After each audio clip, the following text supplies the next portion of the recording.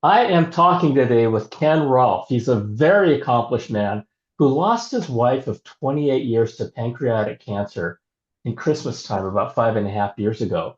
And he's going to share with us 5 keys he discovered for getting through the holidays after losing his loved one. And the fact of the matter is, we're all going to lose loved ones in our life.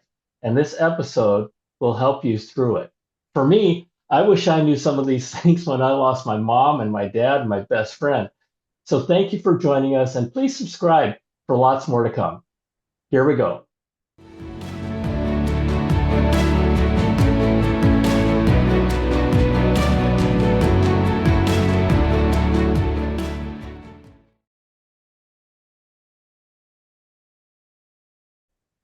Hello, hello, hello, and welcome back to our Finding Better podcast. My name is John Suzuki, and I am your host. And this is where we share real life experiences and wisdom on how we found better in our own lives. So perhaps you can learn something from it and apply it to your own life.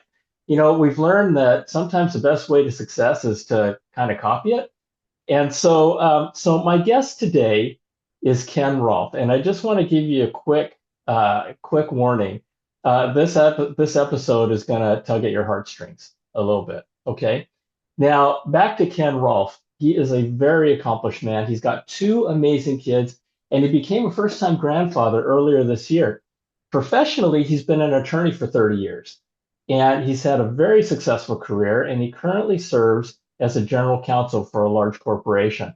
Now, with a guy like Ken, we can talk about all kinds of things. We could talk about leadership. We could talk about managing successful careers, all sorts of things. But today, I've invited Ken to join us to share his experiences in having lost someone very, very dear to him.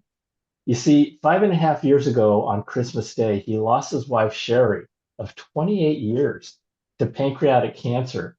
And he lost her just 11 weeks after her original diagnosis. So the fact of the matter is, we're all going to lose folks who are dear to us. So, in the spirit of helping us survive our own losses in the future, Ken is here to share his journey, not only as an overnight caregiver, and but as caregiver to his whole family. And he's going to share his 5 keys the 5 keys that he discovered for getting through the holidays after losing a loved one. Ken, welcome to Finding Better. Thanks for being here. Thank you, John. I appreciate it, and thank you so much for having me. We'll My try to, pleasure. yeah, we'll try not to make it too much of a tearjerker. Okay, good, good. Well, I know you have a lot to share with folks. So tell us a little bit about your family, about your relationship with your wife, and just about you and your profession, whatever you want to tell us about. Sure, John. Thank you.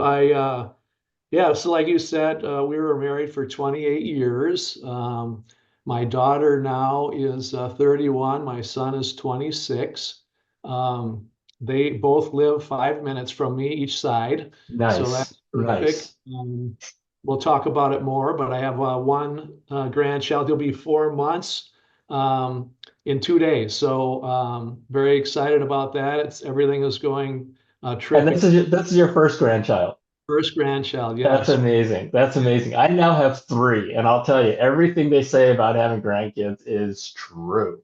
And, Yeah. and the best part of it is that you always give them back. Yeah, exactly. Right, right. All right. Yeah. So yeah, I met my wife in law school. She's the same age as me, but she was a couple years older school time. And so we met in law school, yeah, started dating, got married shortly thereafter and whatever. And like I say, we're together for 28 years of marriage. In the fall of the in the fall of 2018, I had been kind of a traditional lawyer, law firm, that sort of thing. In the fall of 2018, I actually switched jobs to go in-house with a client of mine, and that was all terrific. That was in September, I think, right about now, right after Labor Day. Um, and in October, 1 month after that, probably 6 weeks after that, my wife was diagnosed with pancreatic cancer. And so thankfully, and I'm very thankful for this, my new employer allowed me just to take the time I needed to care for her. So my job quickly switched from, I guess, something I knew to something I knew nothing about, and that was to become a full-time caregiver Overnight. overnight, correct? So, that journey was rugged, rough, short, um, and I can remember I journaled many of those days, but John, I've never gone back to read the journal. I have it, but it's even after 5.5 years, a little too fresh Uh, to do. oh, no doubt. No I do doubt. remember that we were either in the hospital or at doctors for 16 days in a row that we would try to find the secret recipe. But unfortunately, John, she never really got a piece of good news. It just was always a dire circumstance. Um, so yeah, like you mentioned, she passed away on Christmas Day, 2018, and after 28 years of marriage, then you were, on your own. Oh my gosh. I can't even imagine. My wife and I have been married for 38 years. And 20 anything over 10 years, 5 years is a long, long time, and you go through decades, they just become part of you. And you talk about how even 5.5 years later, it's still pretty raw to you, her passing. I lost my best friend in 1977, Mm. and it is still massively raw to me. Yeah, I still see him in my dreams. I mean, it's just amazing, and I'm starting to tear up right now just thinking about him. And that was, well, how many years ago was that? I don't know how to do that kind of math. That was right. almost 50 years ago, Yeah. right? And it never goes away. It never goes away. I would agree with that. And that's maybe okay, John. I think Yeah. I attended a conference on grief a couple of weeks ago, and I don't know if I'll be able to recall it exactly. One of the quotes that struck me is that um, I don't know if I want to call it sadness. I will for the purpose because I can't think of a better word. The deeper the sadness and grief, maybe that's a better word. The deeper the grief that you hold, the more love that you held. So I think that it's okay to grieve because that just meant that you loved your best friend. And so that love is 50 years later. It's amazing. Yeah. Yeah. I thank you for sharing that. I mean, that's a much more beautiful way to look at it than just grief, right? Because I did love him, and it still hurts. Yeah. Yeah. So tell us a little bit about what you did, when you guys got the diagnosis. Well, what we did do, I'm in Minnesota, so one of the kind of world-renowned places is Mayo Clinic. We had received the diagnosis from the University of Minnesota Hospital. We had gotten a referral to kind of an expert in the field. Thankfully, at University of Minnesota, we got the diagnosis there.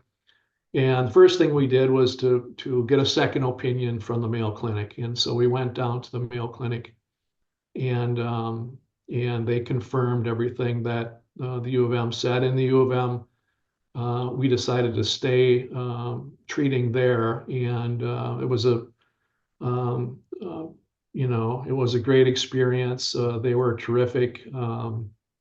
But that's the first thing we did was to go and see if there was something we could do. And she entered a clinical trial, but that did not work out as we had hoped. And like I say, John, um, unfortunately, every time that we went for an appointment or whatever, and the results of the appointment were we just never received anything positive out of that. And 11 weeks, just think of 11 weeks. That flies by Oh my gosh. in a heartbeat. And Yeah.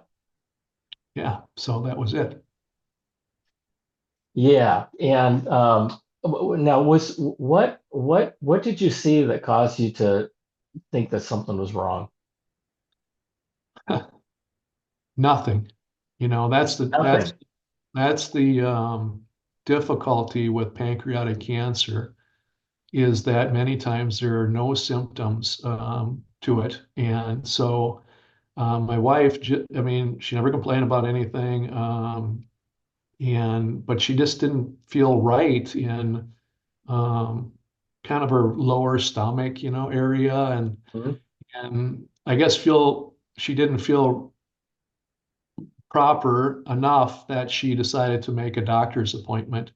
And she went and had an MRI done, and I don't know if you guys have those where you're at, but it wasn't an actual doctor's office. It was kind of I don't want to call it a minute clinic, but a smaller operation, that she did. Hmm. It's called Hmm. the urgency room here. And so she went to the urgency room and they did the MRI or the X-ray, and in the notes was that, you need to go see someone on Monday to check out your pancreas, Okay. something along those lines.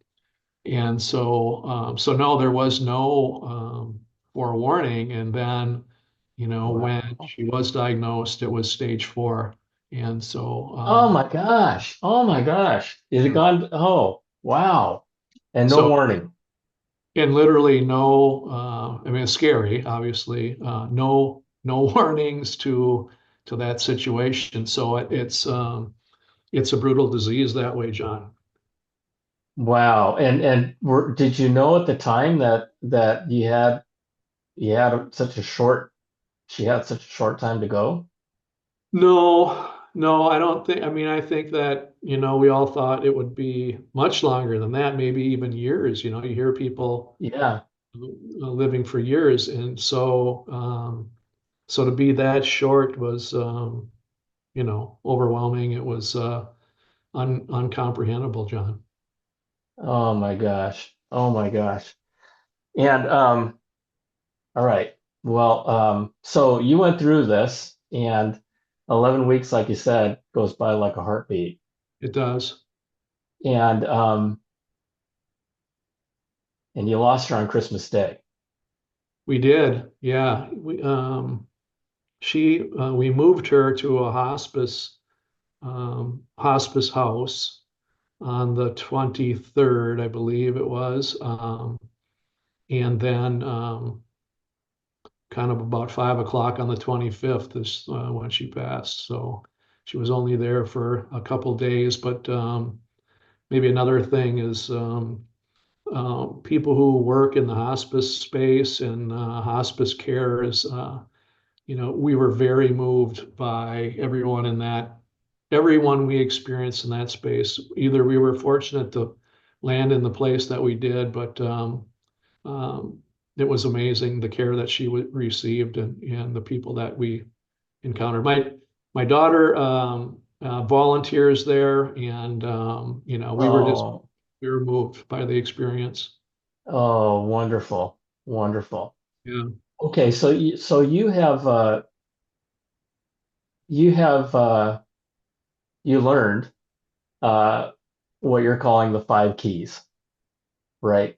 Yeah, I guess first and foremost, I'm not a healthcare professional, John. I'm a regular person. I'm not a grief counselor. The information that I think we'll talk about is just based upon my research of experts in the field, as well as my kind of personal experience from the school of hard knocks, if you will. And you know what? And that's what this podcast is all about. It's not Yeah, about theory, it's not about academics, it's yeah. about personal experiences and, Yeah, I learning appreciate from, that. And I yeah. think I just want to, make it clear that if your listeners are experiencing unique needs that need professional advice or service, to certainly for them to seek that professional help. But that being said, I guess I can share with you kind of maybe some tips to get through the holidays. Our first holidays, obviously, with Sherry passing, didn't occur for 12 months after she passed. But as you know or may know, that, the holidays are a time when, people who have lost someone, it just seems to come back around the Absolutely. holidays. And there's a lot of pressure around the holidays, and that's more challenging than ever after you lost someone special. So, um, obviously exasperated in our situation by my wife's loss on Christmas Day. But Mhm. um, so when it comes to the holidays, maybe a couple of suggestions, John. First, I'd say that everybody in our um, current world wants a cookie cutter solution, and I'm just here to tell you that we're not cookies. Um, Nor are we cookie dough. yes, right. Yeah. There We're is all different. Yep. no one way to grieve. There's no roadmap to follow, and that is particularly true around the holidays. Grief is not linear.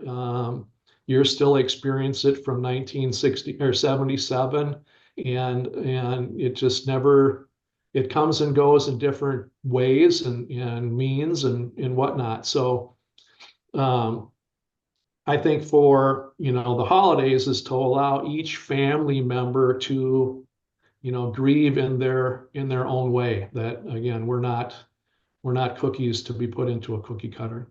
So that's kind of point one. Point two, I like to say, is to put on your oxygen mask. The holidays are physically and emotionally draining, especially if you've lost someone or if you're grieving. So just like the oxygen mask speech that we all get when we ride an airplane, take care of yourself, and then from there you can tend to others. And I think we all know probably what that means: eating well, getting rest and exercise, staying hydrated, those sorts of things. But take care of yourself before moving on to the others around you.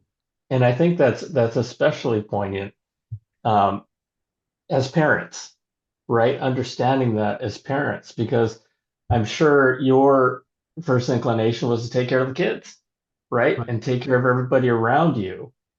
When in fact, at times like this, based on your experience and mine too, you got if you take care of yourself first, you'll be able to take care of the others a whole lot better.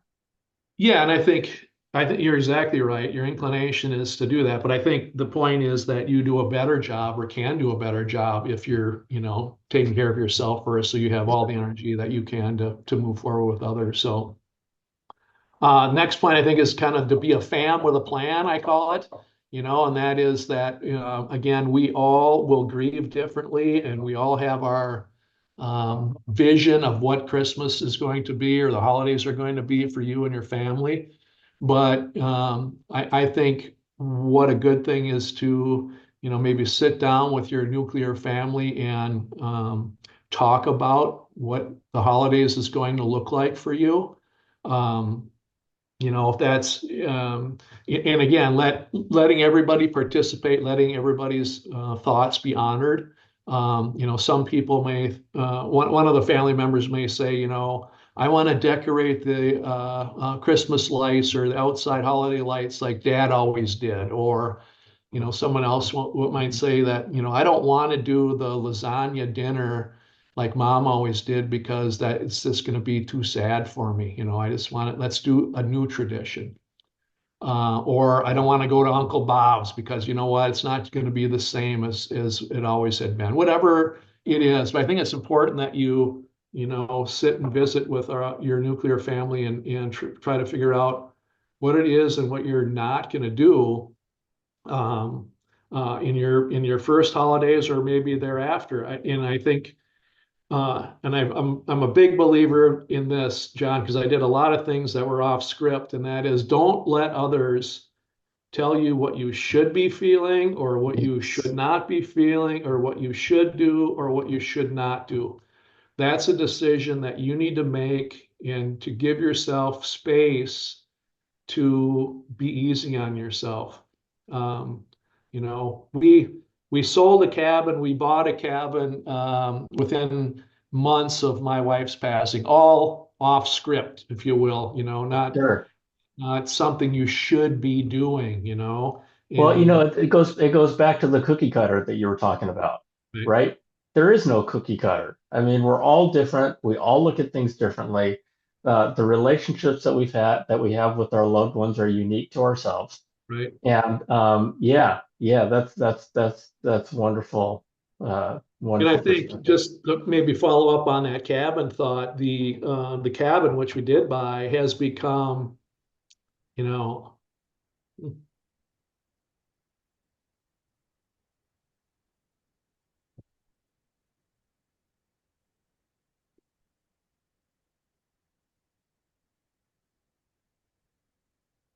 it was a good thing.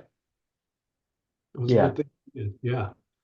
It's yeah, kind of our North Star. It's where our whole family goes and we make new memories, John. So it's good. yeah, yeah. But she's always there, and she's always there. Yeah. But yeah, it's Sorry about that. no, no. I said that this was going to be a tearjerker. I'm thinking about um, my own situation with my best friend, and I lost my mom to Alzheimer's, and my dad passed away, and they're always there. They're always there. But I'll tell you, my dog. Oh my gosh, my dog Sammy. This is really gonna. I got to be really careful about this. My dog Sammy, I lost him 2 years ago during COVID, and I had him for almost 19 years, Mm. and he was the best dog. I've had dogs my whole life, and this is not a knock on my other dogs. So please don't come down on me, guys. But Sammy was an amazing dog, and we lost him. And I yeah, um, never goes away. So we Never go. try to make more memories. Our friends tell us, well, get another dog, right? And we're just not ready for it. Yeah. And so, 100%. and we know, I mean, we're pretty smart people. I mean, we know that when we do get another dog, which we will at some point in time, Sammy you know, will be there, um, and it'll help us a lot. But we're just not ready for it, and that was a couple 3 years ago. Um, but you do have to move on, and you come up with new things and new ways to celebrate, new ways to remember, and creating new memories, right?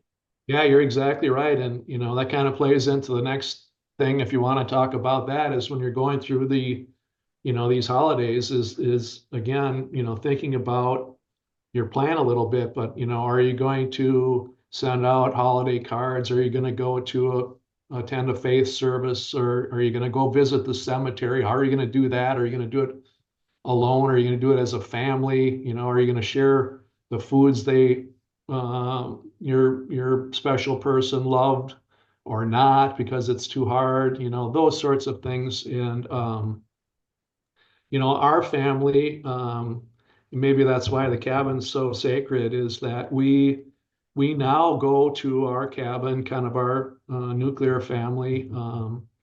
My son and his significant other, and my daughter and her husband, and me and my new significant other. We spend time at the cabin, but it's like 2 weeks in advance of Christmas because Christmas for us is kind of a sacred melancholy day. So we've Yeah, adapted, John, and we go up early and kind of have a fun celebration, and we've developed our own little traditions, that we carry on, and obviously always, keep sharing in the background and in our mind. So that's kind of one of the things that we've decided to do. that's amazing. That's amazing. Yeah, as we talk about the holidays are just such, you you use the word sacred. It really is. And the hardest part about the holidays are all about love. Right? I mean, it's all about love and family. And when part of that equation isn't there, it can be really, really hard. Yeah. And so I love how you focus on the holidays. And now, as part of it, now, was there five or did I miscount? Sorry, was there what? Oh, What that's did you okay. go over did you go over the fifth one? Yeah, we're good. I mean, it was. Okay. I think the last one, and maybe it plays into where you're going, is to try to remember and honor your special person, and with something, sharing memories is my big thing, sharing memories and talking about them. To me, it's like giving, your grief and their memory a big hug. So, that's kind of the last one, John, if you will. Yeah, and what a gift that is, right? I mean, people, one thing in our society is that people are fearful for whatever reason or resistant to opening their heart, right? And being vulnerable. But that's such a big part of recovery. And Yeah, I'm long past that. I'm kind of an open book on things, so which I think is where you're going. That's probably a good, healthy thing. yeah, totally. Now, speaking of honoring your wife, Shelley, you wrote a book. I did. So, kind of the backstory on that a little bit is that last fall, my daughter and her husband stopped by and announced that they were having our first grandchild, and I knew I was, Woo! yeah, so I was super excited. That's amazing. Yeah. That was going to happen, and but also knew and uh, saw it coming that it would be an experience that my wife would just love, and that she would not have a chance to experience. And so, um, that was also kind of a difficult situation. So um, I knew also, John, that in time, we would have to explain and keep the memory of my wife alive to not only our first grandchild, but others that may come along as well. And Uh, so I decided to try to write a book, which I have done, and it launched in June. Fortunately, we became an Amazon #1 bestseller, which is a good thing.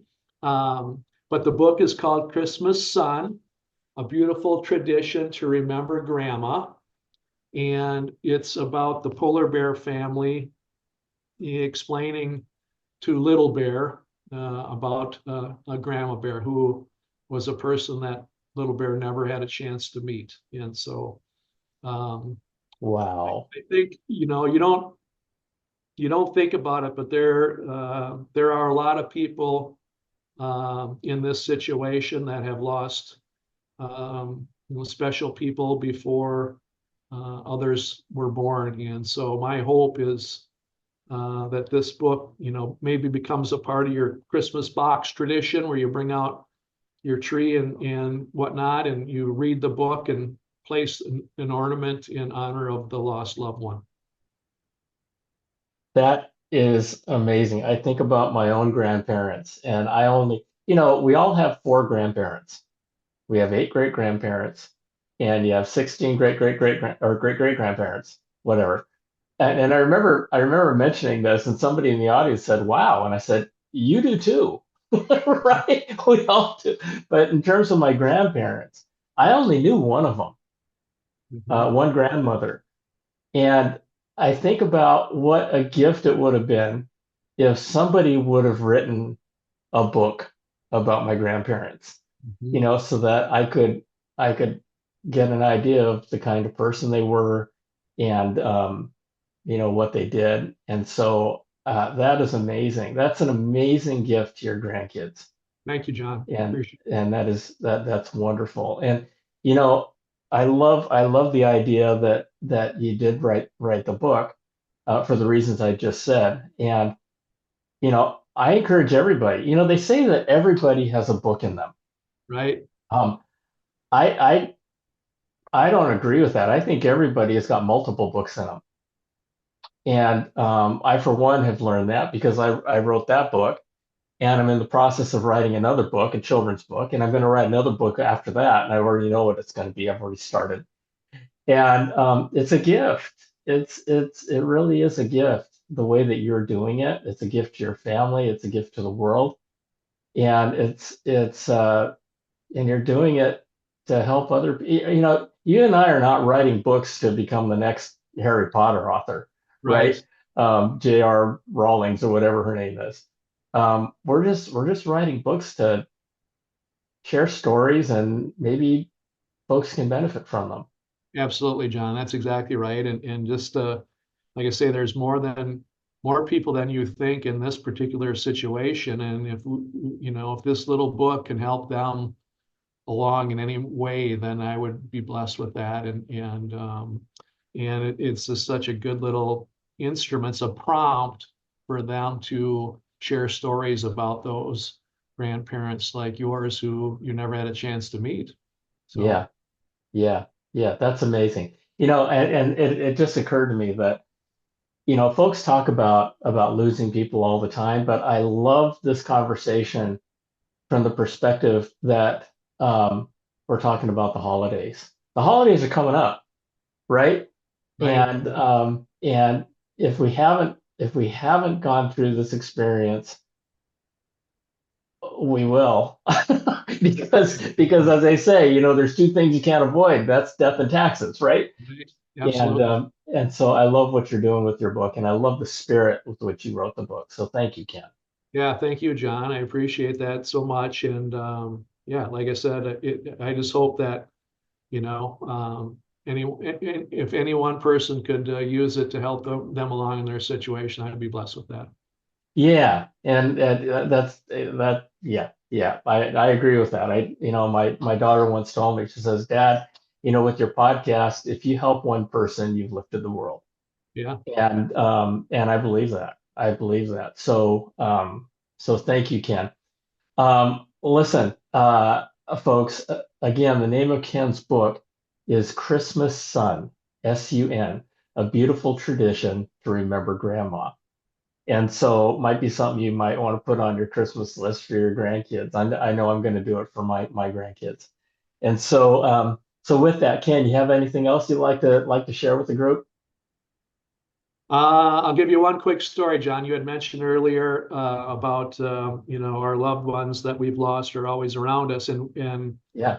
we launched this in June. In July, which was 5.5 years after my wife passed, we did a celebration of life for her, and it was well attended. We had probably 150 people that came to it. Wow. We did the first reading of the book, and a week before that, well, maybe it was no, it was a couple months before that actually. I went out to the cemetery to visit, and was visiting with my wife. And I don't know about you, but in Minnesota, our April was, horribly cold and rainy and just miserable. Well, this day that I visited was exactly the same. And so I just said that, within a week we'll have our first grandchild.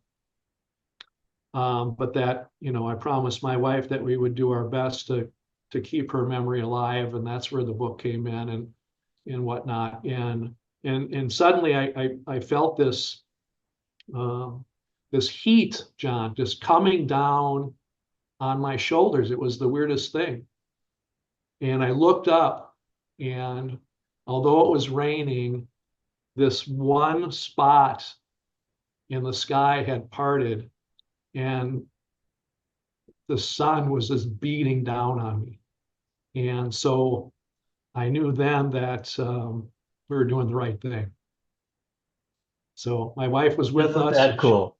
she understood. It was very, very cool. Yeah, it was quite an That is experience. wonderful. That is wonderful. And what a blessing. What a Yeah, blessing. Yeah. And so that is wonderful. Well, listen, Ken, thank you for joining me. Thank you for sharing your experiences. Thank you for sharing your wisdom.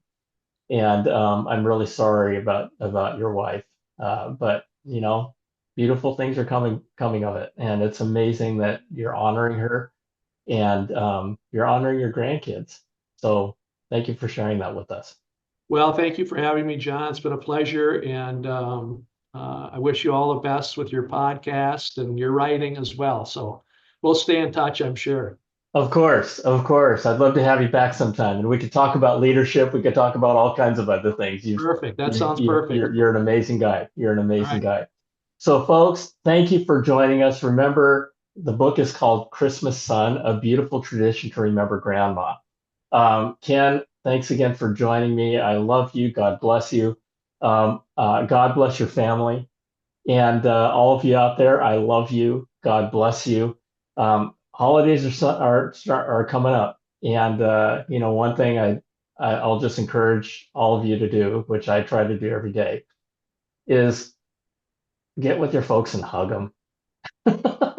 Get with the people you love and just hug them. And you know, things are good.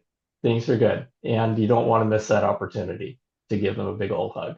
Okay. So with that, thanks again for joining us. We'll see you next time. Bye.